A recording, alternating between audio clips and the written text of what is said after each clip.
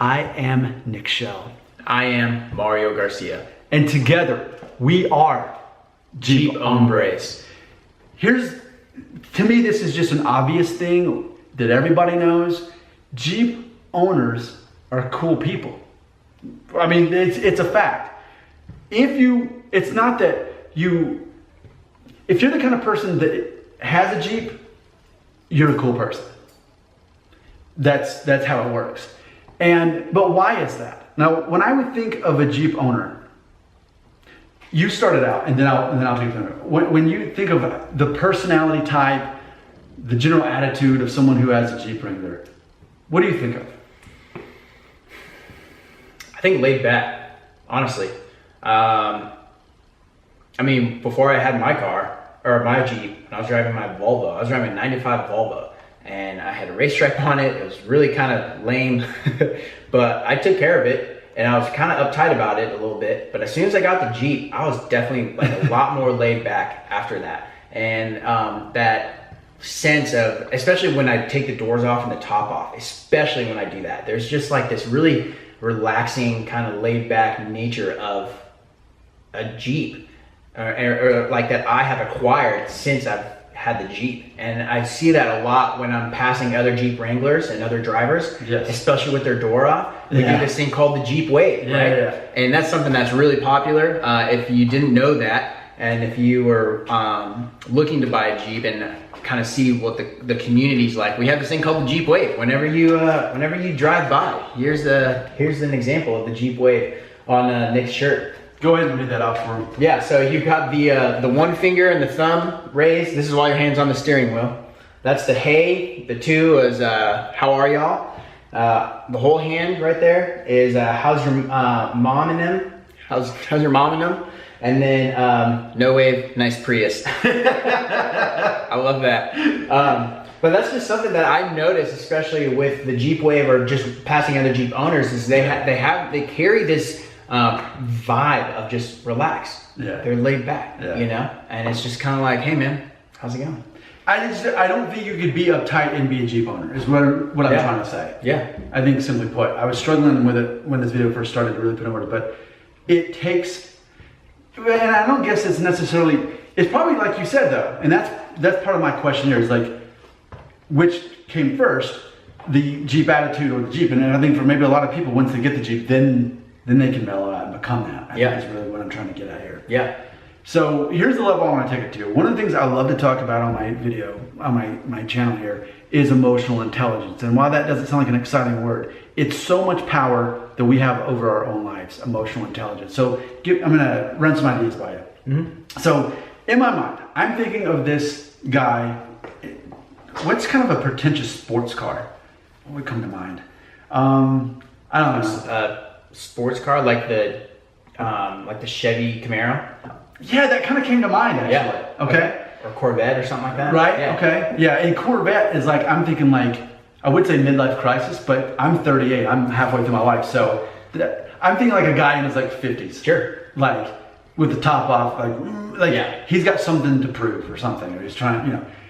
But there's certain vehicles when the person drives it, they're just automatically like the kind of person that would like at a red light, you know, just they want to be seen, they want to be heard, they want to be reckoned with. Yep. You know, they ultimately are looking for some kind of confirmation subconsciously. That's how I feel. Yeah.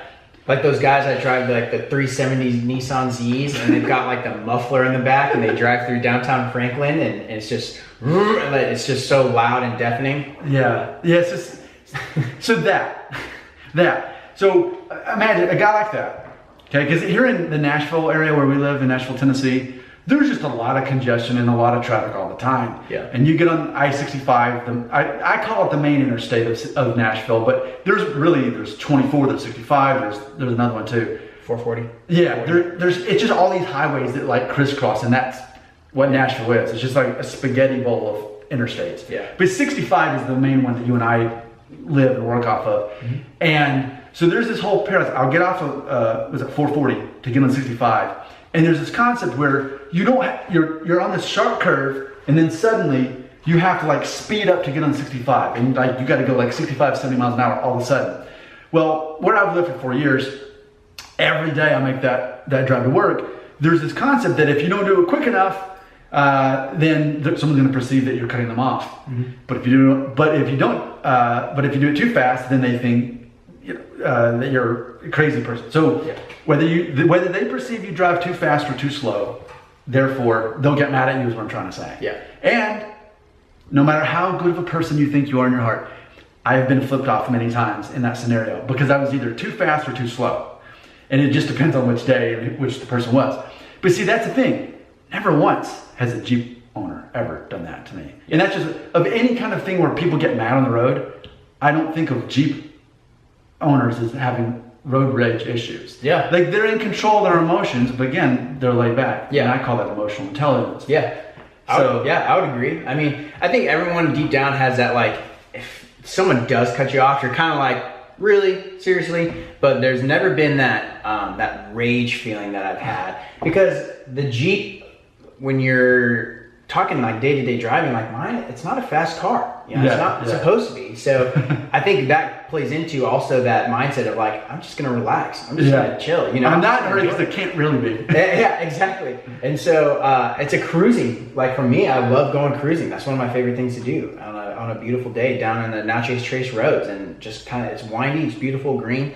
It's laid back, it's relaxing. So that's something that I think, kind of definitely goes with the Jeep owner as well. Yeah, so that's I think a very true stereotype and generalization. And I'm not afraid to talk about generalizations. I never have been. I think generalizations are important because if we can establish that they exist, then when people start focusing on the exceptions to the rule, it only reinforces the general rule, which is that Jeep Wranglers are cool people. But when I say cool, I specifically mean emotionally intelligent, because one of the things I talk about regularly on my channel is what makes a guy cool. One of the things is that he's in control of his own emotions. Yep.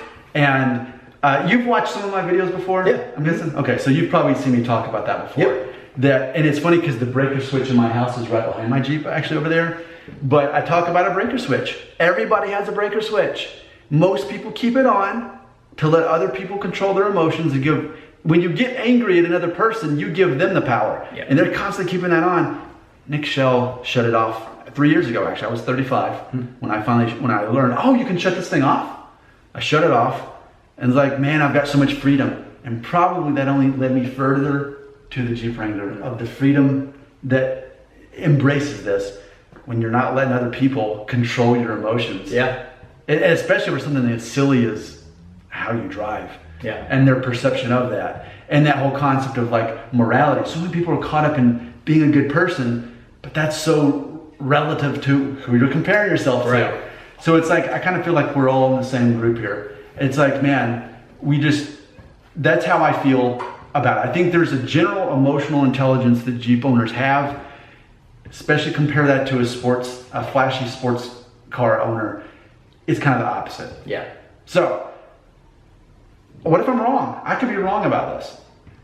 And if I am, you know how I'll find out? Something to do with the little white box underneath the video. Yeah, there's a comments thing, and people are quick to tell me when I'm wrong.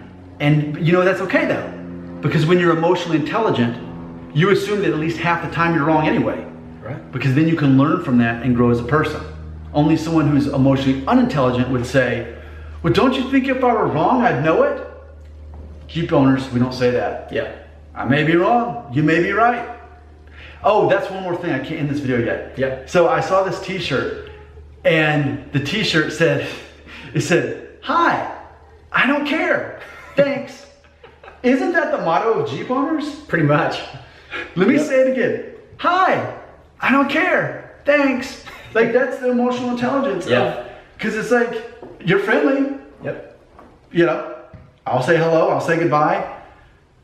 I'll smile, but it's not affecting my day. Yeah. It's not affecting my blood pressure. It's not affecting my emotions. Yep. There we go.